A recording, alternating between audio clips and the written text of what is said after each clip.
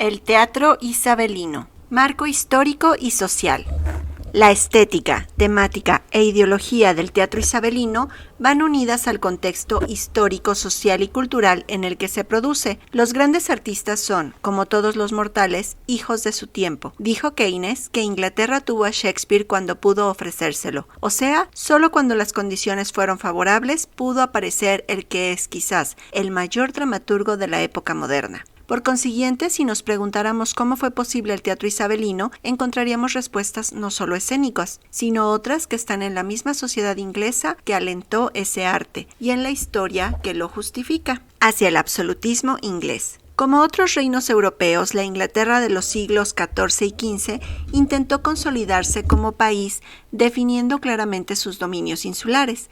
La iniciativa de ensanchamiento partió del Reino de Inglaterra de manera similar a la operación que desarrolló Castilla cuando se fusionó con León. 3 son los dominios en los que piensan los ingleses en este periodo: Gales, Escocia e Irlanda, que no se incorporan a la corona hasta 1536, 1603 y 1801, respectivamente, aunque de esta última solo la parte que se conoce como Irlanda del Norte. Esa idea de expansión los conduce hasta las costas francesas, dando lugar a una guerra inevitable de 1337 a 1453, conocida como la Guerra de los 100 Años. Si en buena parte de ese periodo el triunfo sonrió a los ingleses, Juana de Arco dio la vuelta a la contienda con sus victorias de Orleans. La muerte de la heroína en la hoguera la convirtió en mito nacional, unificador de las simpatías patrióticas francesas y del odio contra los ingleses. Estos tuvieron que replegarse hasta el norte y, aunque fracasados en la guerra, conservaron durante un siglo una estrecha franja en territorio francés, al menos hasta 1559. Probablemente la derrota, junto a otra serie de causas, hizo que Inglaterra se abriera a ultramar, creando el mayor imperio colonial de la historia. Con Isabel I, el país consigue un periodo de gran prosperidad al producirse el importante despegue de su capitalismo industrial, apoyado por un fuerte incremento de la población. Por otra parte, el contrabando de esclavos negros y la riqueza de los navíos ingleses dotaba de gran actividad al puerto de Londres. Esta riqueza hace surgir una gran industria metalúrgica y da lugar al gran mercado financiero londinense. Ello siguió beneficiando a la corte, nobleza y grandes monopolios, con el consiguiente perjuicio para el campesinado. Entre 1594 y 1597 se producen importantes revueltas provocadas por la escasez de víveres y el alza de los precios. Si en Europa la reforma partió de teólogos y juristas, en Inglaterra fue desde el poder. La disolución del matrimonio de Enrique VIII con Catalina de Aragón no fue simplemente por el amor hacia Ana Bolena, sino por temor de que aquella no tuviera descendencia masculina. El rey instigó al clero inglés, amenazó, presentó su caso ante las universidades europeas y finalmente logró disolver su primer matrimonio. En 1534, el Parlamento aprobó una ley según la cual el rey era reconocido como jefe supremo de la Iglesia de Inglaterra. Su hijo, Eduardo VI, consolidó la escisión de la Iglesia romana y su sucesora, María Tudor, pese a ser católica como su madre Catalina, no pudo dar marcha atrás en un estilo de gobierno y de entender la religión como fuerza unificadora de los dominios ingleses en torno a la corona. Isabel I ratificó el compromiso anglicano. Los reformadores ingleses, huidos del país durante el reinado de María Tudor, regresaron predicando una purificación de la Iglesia. Estos puritanos produjeron ciertas tensiones en la corona, al tiempo que fue ganando puestos en el Parlamento. A la muerte de Jacobo I se produjo la ruptura total de la monarquía con tan importante grupo político y el cierre de la Cámara de los Comunes en 1629. De ahí saldrá la Guerra Civil de 1642 a 1652 y la aparición de Cromwell, con un poder dictatorial que duró hasta 1660, fecha en la que se produce la reinstauración de la monarquía en manos de Carlos III, hijo del rey anterior. Evolución del teatro inglés. El público inglés fue testigo de la gradual progresión de la escena nacional. De los intermedios y moralidades evolucionó hacia formas mucho más realistas. El teatro alegórico, en el que se daban los contrastes de tono, lenguaje y representación, deja paso a una serie de personajes tipificados. No faltan entre estos los tipos burlescos, que salpicaban con su sátira, diálogo gracioso y anécdotas las parábolas dramáticas más edificantes. De John Heywood es Wit and Folly, en la que frente al sabio aparece un personaje de tanta fortuna en el teatro inglés como el necio o loco. Otra obra característica es The Four Ps, así denominada porque sus 4 personajes empiezan por P, sin proponerse una crítica directa de su tiempo cabe ver en el Pardoner la criatura de los falsos traficantes de indulgencias y perdones de ultratumba, ya denunciados por Lutero. Sin embargo, estas notas eran contemporáneas a la defensa que Enrique VIII hacía al Papa y la cristiandad frente a las teorías del agustino alemán. Si en su estructura la obra de Heywood continúa con la forma medieval, en el tono, temática y personajes resulta un claro procedente de la comedia inglesa. La moralidad es quizás el género más adecuado para la exposición ideológica. El dramaturgo convierte sus personajes alegóricos en otros destinados a ser portavoces de una política muy concreta, la monarquía. Para que tales moralidades no se queden en meros discursos escolásticos, los autores las insertaban con una movida y amena acción. A este respecto, el autor más significativo del momento es sin duda el anglicano John Bale, quien supo servirse de la parábola histórica en su King John. El rey Juan se convierte en un mito dramático por el hecho de haberse opuesto en su tiempo a la autoridad del Papa, justo lo que acaba de hacer Enrique VIII con todas sus consecuencias. Con esta figura se inicia un género de gran importancia en el teatro isabelino, el drama histórico, basado en la propia historia nacional.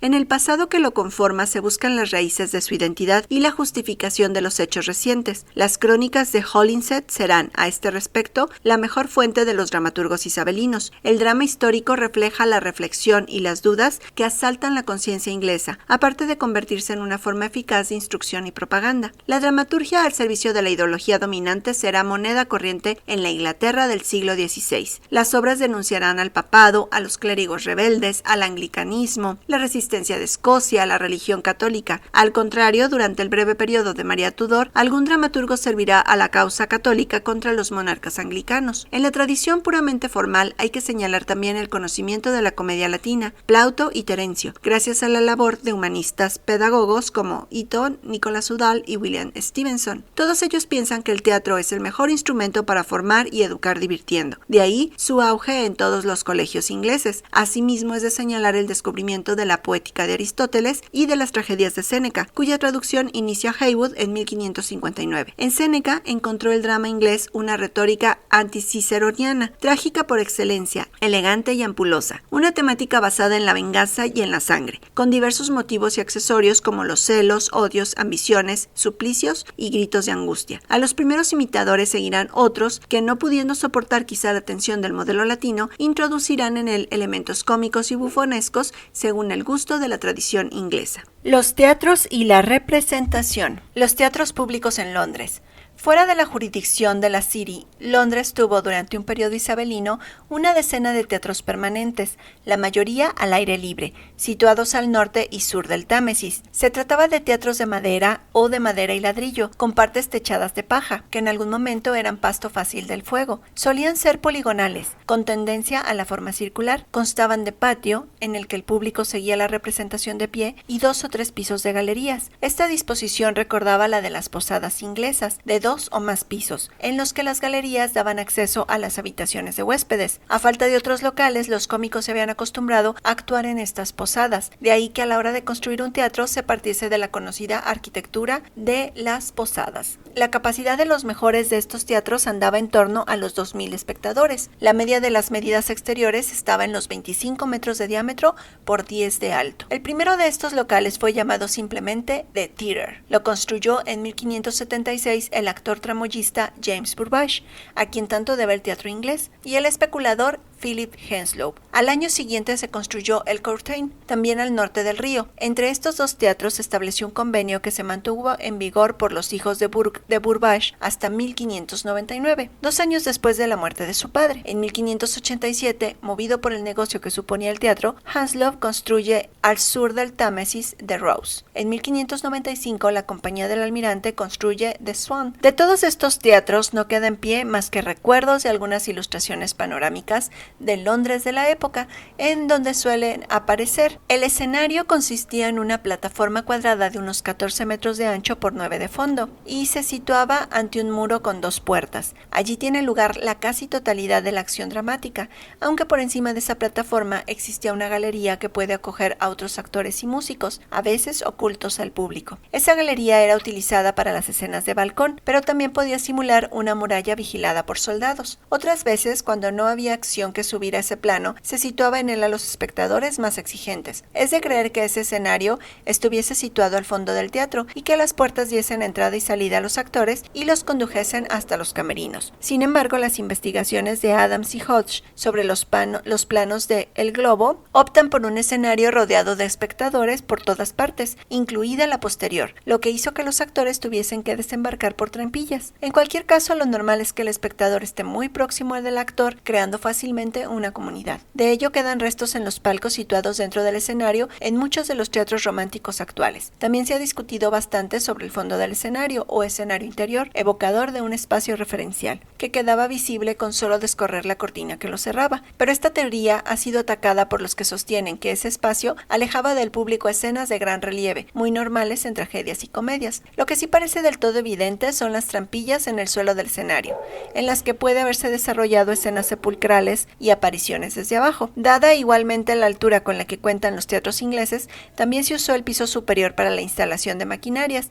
con las que habían de realizarse descensos de actores o de accesorios. En algún teatro había lugar para efectos especiales, como el del cañón. Los teatros privados. Además de los locales citados, Londres dispuso de otros denominados privados, término que no parece del todo apropiado. En realidad se trataba de teatros instalados frecuentemente en conventos secularizados, que fueron utilizados por grupos de teatro de niños y adolescentes. En ellos se darán algunas de las mascaradas de Inigo Jones. Se alumbraban con candelas y lámparas de aceite, que conjugaban sorprendentes efectos de luminosidad. Estos locales eran pródigos en efectos escénicos. Todos los espectadores tenían asiento y un horario más acorde con la jornada de trabajo, ya que contrariamente a los teatros públicos que solo funcionaban a plena luz del día, estos podían prolongar sus representaciones hasta la noche e incluso en los meses de verano. De ahí el precio de las entradas y la selección del público. Decorados y vestuario. También aquí existe una gran diferencia entre los teatros públicos y privados. En los primeros es rara la presencia de los decorados propiamente dichos. Más que de escenotecnia, estos teatros echan mano de elementos decorativos, esquemáticos, para indicar el lugar de la acción. De ahí la relevancia de los objetos para la configuración simbólica y efectiva de la representación, así como la ubicación de las diversas escenas de una obra. Los objetos se pueblan de este modo de una funcionalidad referencial múltiple. Si los personajes llevaban antorchas en la mano, es que se trataba de una escena nocturna. Simples arbustos en macetas nos trasladan a un bosque. El trono sitúa la acción en palacio. La corona será símbolo de realeza. Esta ausencia de decorado y por consiguiente de localización referencial de la acción es suplida por el propio texto, encargado de decir dónde se sitúa en cada momento la acción. Cuando el dramaturgo no lo indicaba así, solía hacerlo el actor de turno. Este procedimiento permitía gran agilidad en la acción, evitando interrupciones entre escenas. En alguna ocasión se empleaban carteles y anuncios. Con estas convenciones, el público isabelino, que además era auxiliado por los vestuarios que caracterizaban a los personajes, avisos y ambientaciones escénicas presentadas por fanfarrias, tambores y trompetas, podían seguir perfectamente el curso de los acontecimientos. Así fue posible representar, por poner un ejemplo, los 43 cambios escénicos de Antonio y Cleopatra. Todo esto era posible porque el teatro isabelino, y particularmente Shakespeare, no solo hizo caso omiso de las unidades de lugar y tiempo, de la preceptiva clásica, sino que no respetó tampoco criterios de división del drama renacentista en 5 jornadas o actos. Shakespeare, en muchas de sus obras, ni siquiera marca la separación entre actos y escenas. No estamos aún ante la clara subdivisión de los cuadros de la dramaturgia épica, ni ante las técnicas secuenciales del cine. De ahí la irritación de Philip Sidney por esta sucesión de escenas que veían en The Theatre y en The Curtain. Tiene usted Asia a un lado y África al otro, y tantos reinos inferiores que al llegar al actor ha de comenzar por decir dónde se encuentra. De no ser así no se entiende la historia. Ahora encontramos a 3 damas que caminan juntas cogiendo flores, por lo que debemos pensar que el escenario representa un jardín. A continuación nos dicen que ha ocurrido un naufragio en el mismo lugar y entonces caeremos en falta si no convenimos que aquello es un arrecife. Sin embargo, el espectador del teatro isabelino no encontraba dificultad en seguir todos estos desplazamientos de la acción. Para el dramaturgo contaba más la poesía y la historia desarrollada por los personajes que el lujo externo de la escena. Y eso lo entendió siempre el auditorio. Por el contrario, en las representaciones de la corte sí había decorados para figurar los distintos espacios, en lo que los investigadores parecen deducir del análisis de los archivos en los que aparecen los gastos del espectáculo. Si el decorado no pareció inquietar a los empresarios de los teatros públicos, sí rivalizaron estos en el vestuario de las compañías, que solía ser particularmente magnífico en las tragedias. Lo importante importante era dar idea del lujo y de la fastuosidad de los personajes representados. Importaba menos la fidelidad del vestuario o los usos de la época evocada. En el escenario desnudo, el vestuario llamaba por sí y para sí la atención del espectador. Era un lujo sorprendente para los extranjeros que visitaban Inglaterra. La calidad de las ropas haría pensar, a primera vista, en un dispendio difícil de asumir por la administración de estos teatros. Sin embargo, eso no era del todo real, ya que los vestuarios pasaban de una obra a otra, se podían adquirir de segunda mano, a veces eran donados por ilustres personalidades de la vida inglesa. Se cuenta que era costumbre de algún gentleman dejar en testamento a los sirvientes el vestuario.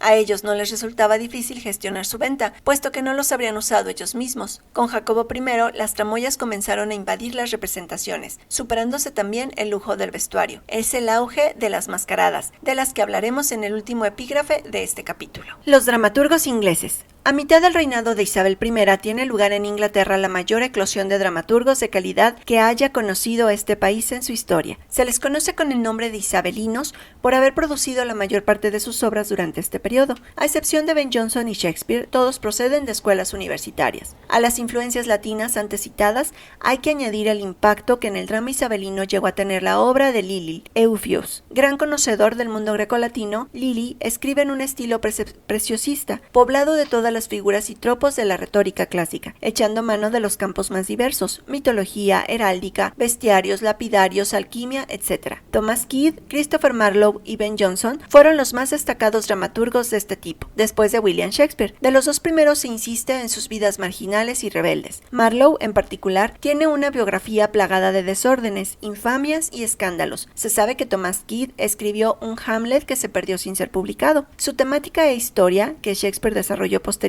fue recogida en la que posiblemente sea la obra más representada de su época, la tragedia española, compendio de truculencias de corte senequista, de moda en las escuelas. Con Christopher Marlowe avanzamos un paso más hacia Shakespeare. Decepcionado como Kidd del anglicanismo, posiblemente por el cariz puritano que adoptó, Marlowe abandona toda fe y práctica religiosa, lo cual se deja ver en su teatro, cuya temática y argumentos extraídos de la mitología, del medioevo y de la historia reciente nos muestran el absurdo y el horror humanos. El héroe de Marlowe pretende romper con todos los moldes, aunque para ello sea preciso pactar con las fuerzas del mal. Destaquemos entre sus dramas Tamerlán, considerado como el nuevo azote de Dios, que muere camino de China con la pretensión de dominar al mundo entero. La trágica historia del doctor Faustus, precedente de la obra de Goethe, habla del personaje que se condena por haber vendido su alma, a pesar de las pruebas de arrepentimiento que ofrece. Por su lado, Ben Jonson, considerado como el más digno rival de Shakespeare, vivió el esplendor del teatro isabelino hasta fechas cercanas al cierre de 1642. Entre sus mejores producciones están Volpone, La mujer silenciosa y El alquimista. Lo más característico de Jonson es sin duda la comedia de humores, como algunos críticos la califican. Dicha expresión viene del enfrentamiento de caracteres y temperamentos debido a la influencia sobre la psique de los distintos humores que riegan al cuerpo humano. La introversión, las deformaciones más caricaturescas, los apetitos de poder o de placer definen a estos personajes. La larga vida de Jonson en la escena lo hizo célebre en la comedia burguesa, llegando incluso a escribir textos para las representaciones jacobeas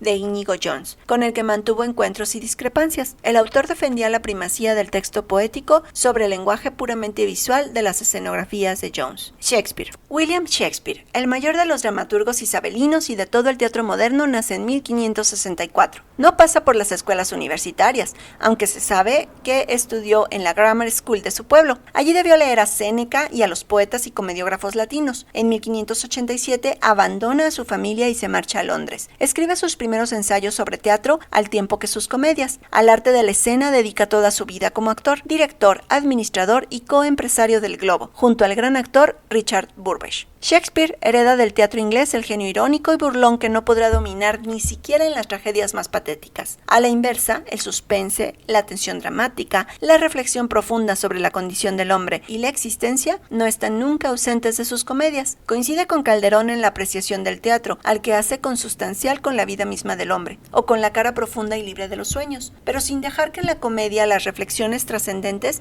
se apoderen del tono de la obra. Así, en Como gustéis, Jacques afirma: Todo el mundo es teatro, y en él son histriones todos los hombres y todas las mujeres. Sus entradas y salidas tienen lugares en escena, cada cual interpretando distintos papeles en la vida, que es un drama en 7 actos. Está primero el recién nacido que maulla y devuelve la leche encima de su ama de cría. Esta cita puede servirnos igualmente para la comprensión del lenguaje dramático que Shakespeare pone en boca de sus personajes. Se trata de un lenguaje de estilos diversos entremezclados. A comparaciones y metáforas de tono elevado pueden seguir imágenes de la vida más doméstica y corriente. Esta mezcla de estilos no es privativa de la comedia, como podría pensarse. Está también presente en sus tragedias y dramas históricos. En realidad, Shakespeare no se sitúa lejos de la concepción de Platón, para quien tragedia y comedia representan las dos caras consustanciales del hombre. La diferencia entre una y otra habría que buscarla en la intención perseguida por el dramaturgo, ya que está claro que hay obras en las que éste se propone divertir por encima de todo. Frente a la comedia, las tragedias nos muestran a los personajes interpretando papeles históricos en un argumento en el que les ha tocado ser protagonistas. En la vida extrateatral, estos personajes actuaron ante las miradas y expectación de todos, rodeados de admiradores y detractores en una corte en la que el traidor se enmascara de amigo fiel.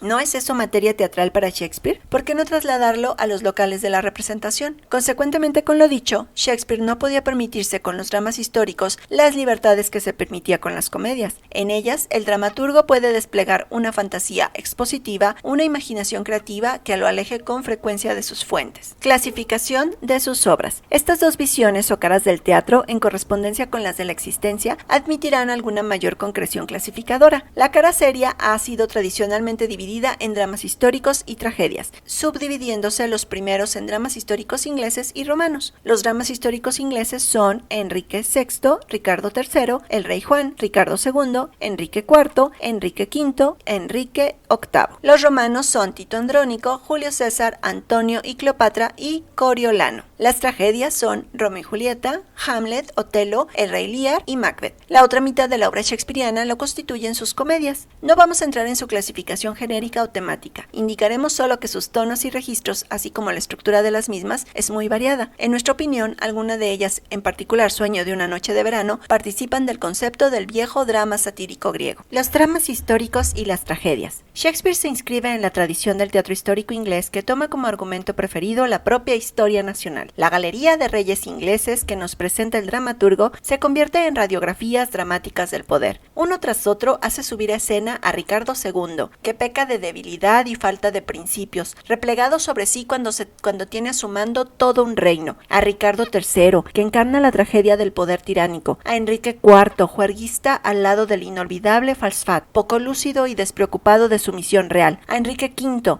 que impone el orden y la regeneración moral, persiguiendo y ajusticiando a bandidos y conspiradores. En todos ellos, ¿no está Shakespeare retratando comportamientos más recientes vividos por sus contemporáneos? En este contexto, incluso las tragedias de ambientación romana cabe interpretarlas como parábolas del presente. En Julio César, Casio y Bruto cometen el asesinato por razones diferentes. El primero, llevado por las bajas pasiones, el odio y la envidia. El segundo, amigo de César, por el amor al pueblo romano y la aversión al poder tiránico, que adivina en la política del gran militar romano. Esta historia, tan lejana en el tiempo de la época isabelina, será contemplada por una sociedad que guarda la memoria de recientes regicidios, los de Enrique VIII con sus esposas, o el de la propia Isabel con la reina María Estuardo de Escocia. Pero el arte de Shakespeare no está solo en mostrar una representación dramática para convertirla en espejo de la historia. Además de ello, da la forma teatral adecuada para conmovernos y hacer que constantemente nos cuestionemos las razones de unos hechos. La sociedad isabelina hereda la concepción política medieval en la que las diferencias sociales y las funciones vienen dadas por la naturaleza, que en la cima y como árbitro supremo coloca al monarca con poderes delegados del mismo Dios. Pero para Shakespeare, el respeto y la obediencia al monarca tienen sus límites. El poeta denunciará las intrigas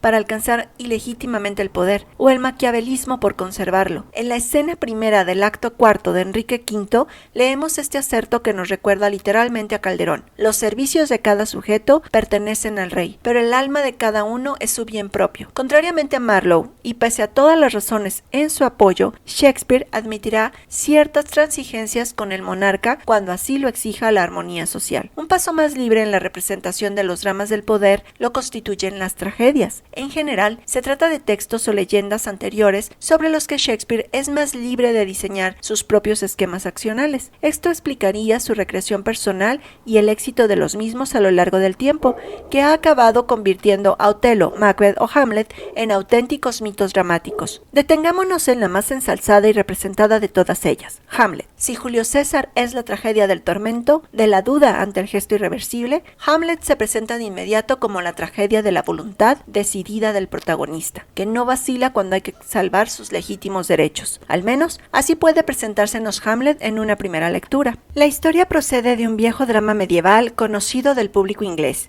Todo parte de una visión en la que a Hamlet se le aparece el fantasma de su padre. Este le confía que fue el tío de Hamlet quien le dio muerte para apoderarse de la corona de Dinamarca, tras lo cual se casó con su propia esposa. Ante esa revelación, Hamlet se finge loco y se recluye en su soledad. Ni de la bella Ofelia quiere tener noticias. Trama entonces un plan estratégico y sutil para recrearse con sus víctimas. Idea la célebre escena del teatro, dentro del teatro, en donde unos comediantes representarán ante el rey y su tío y su madre la historia de un rey muerto por su hermano. No faltan los elementos cenequistas y truculentos, la sangre que llama la sangre, el encadenamiento de los hechos luctuosos en un héroe arrebatado por la acción, mas no logra Hamlet cerrar el círculo de la violencia, que seguirá machacando al propio héroe. Es fácil, en este contexto, entender el célebre monólogo de la obra, ser o no ser, que es lo mismo que preguntarse si vale la pena la lucha a tal precio o incluso si vale la pena seguir viviendo. En la obra se apela a las percepciones inconscientes del espectador, presencia de los sueños, aparición del más allá en la conciencia presente. Quizá sea Hamlet el que indague su propia identidad, buscándola en la imagen paterna. En la obra se apela a las percepciones inconscientes del espectador, presencia de los sueños, aparición del más allá en la conciencia presente. Quizá sea Hamlet el que indague su propia identidad, buscándola en la imagen paterna. Las comedias. Shakespeare sigue siendo un dramaturgo ejemplar en sus comedias. Dejando de lado la temática y los argumentos de las mismas, sorprende la variedad de registros que nos descubre su análisis, las combinaciones de tipo estructural que encontramos en sus diferentes títulos, la agilidad de sus diálogos. Permítasenos detenernos en la comedia que nos parece de mayor lujo compositivo y mayor riqueza de planos y estructuras expositivas, Sueño de una noche de verano. Siguiendo su historia, nos encontramos con 3 planos de acción netamente diferenciados. Se inicia con el plano real de la comedia, que sirve de marco a la misma, pues abre y cierra la acción y cuenta la próxima boda del duque Teseo con Hipólita. La fiesta nupcial tendrá lugar dentro de 4 días, tiempo para desarrollar las acciones de la comedia. Sobre esta celebración se incrusta otra, igualmente real. Teseo, padre de Hernia, pide al duque Egeo que la convenza para que acepte el amor de Demetrio y olvide a Lisandro, que la ha seducido. A su vez aparece en escena Helena, que ama a Demetrio, sin ser correspondida por él. A este plano real se juxtapone